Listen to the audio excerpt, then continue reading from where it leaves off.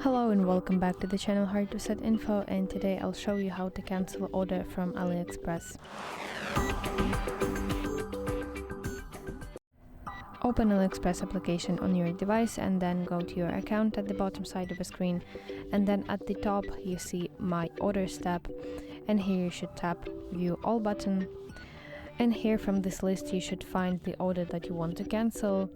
Next, tap on it to open its details, and then you should find the button called Cancel Order, and you will be requested to select a reason why you want to cancel it.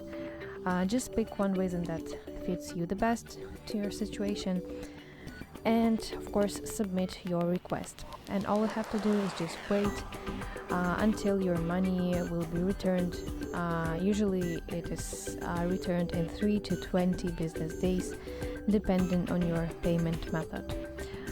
So that's basically it. I hope this video helps you, and if so, please leave a thumbs up and please consider subscribing to our channel. See you soon. Bye bye.